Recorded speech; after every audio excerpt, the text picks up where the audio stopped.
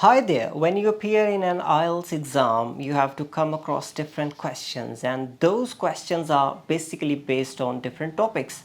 Today, I'll discuss that list. You can generate thousands of questions on one topic. That means if you are able to generate questions, that means you would be able to prepare the answers for the IELTS speaking test. For instance, the examiner might ask you about your family. How many members do you have in your family? You can simply say, I have got 6 members, but you have to expand your answer. I've got 6 family members. My father is a businessman, and I've got 2 brothers and 1 sister. My brothers are studying at the moment, and my sister is working in a bank, and my mother is a housewife. That means you answered in a proper way and you delivered the complete information. That's actually what the examiner wants to see. He wants to examine your fluency, the way you connect the ideas, the way you connect the sentences. The examiner wants to see that. He might ask you about your future plans. What are your future plans? What do you want to do in your life? What would you do after getting that job? For example, you are applying for a job, and he would say that, what would you do after getting that job? What would be your next plan after clinching this job? The question might be about tourism. Do you like to visit different countries? Do you like to visit different places? The question can be about sociology. For example, about culture, about language. Do you like to learn different languages? Do you like interacting with people? Do you like socializing with people? Do you like hanging out with your friends? Do you like to make new friends? Do you like to have international friends? So basically, they are testing you. They are basically testing your English, but they are also testing your psychology, whether you would be able to interact properly there or not. But at this time, your fluency is more concerned. Now, hobbies. A simple question can be, what's your hobby? What are your hobbies? What do you do in your free time? How do you spend your free time? What are the activities you do in your free time? So, question can be about health.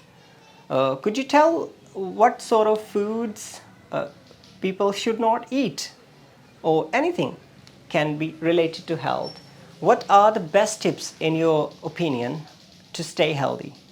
So he might say the student or any job person, he's applying for the job.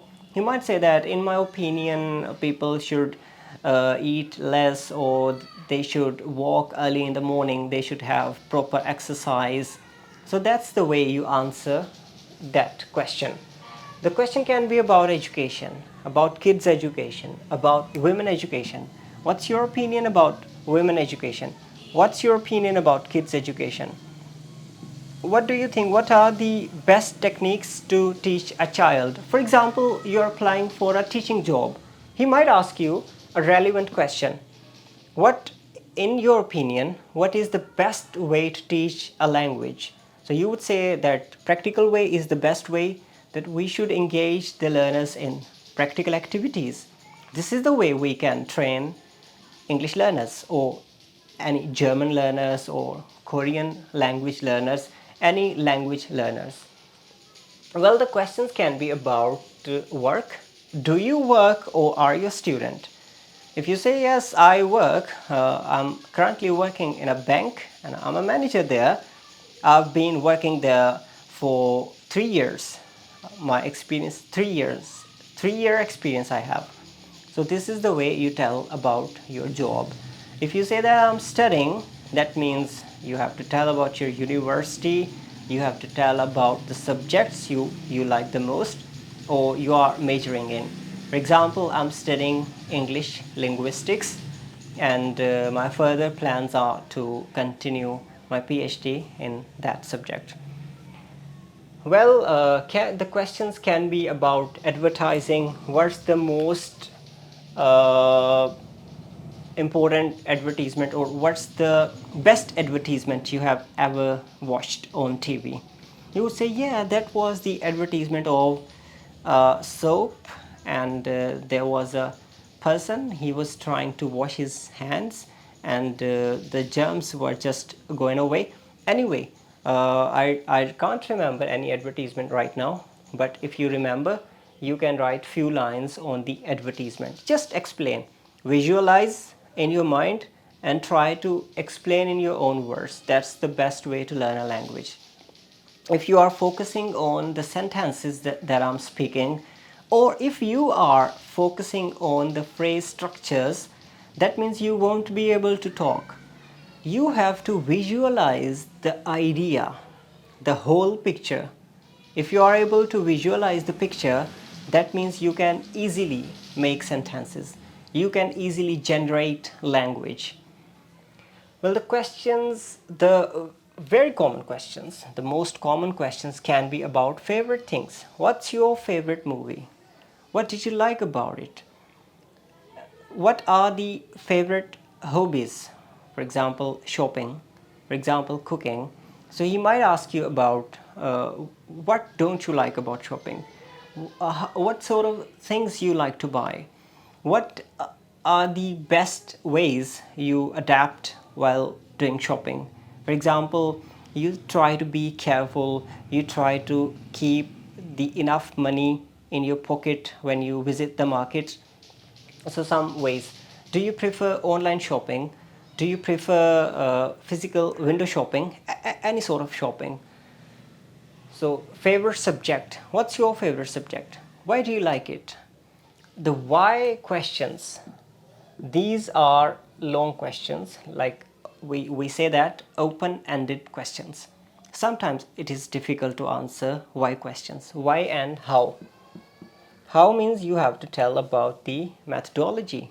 How do you go shopping? How do you do horse riding? How do you go horse riding? Or how do you manage all this stuff? How do you manage your economy? How do you manage your salary? That's a personal question, but sometimes if the examiner asks you when you are quite friendly, there is an informal interview, sort of, not a very formal professional interview, he might ask you. These are basically general questions. This may be asked about the examiner might ask you about these things in IELTS exam, or even these questions are asked in other interviews as well. And most importantly, you can use these topics to generate discussion with your partners for practice. For example, if I'm learning English, I would definitely request my friend, hello Ahmed, would you like to talk on these topics? I'll ask you 3 questions on each topic: culture and tradition. In culture, you can say, how do you celebrate your events? For example, Eid, Holi, birthday, or any other event like Independence Day. How do you celebrate your events? And what sort of languages you like to learn? What kind of languages you like to learn? Social issues. Okay, what's the most common issue in your area? What's the most common issue with people in your country? Anything like these are the topics, general topics, but you can design 3 to 4 specific questions related to that person you're asking, you're talking to, and it would be a healthy discussion. I hope you enjoyed the lecture.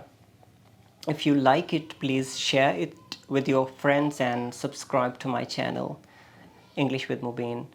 My name is Mubin Shah, and I'm doing PhD in English Linguistics from University of Education, and I also work as a teacher in University of the Punjab.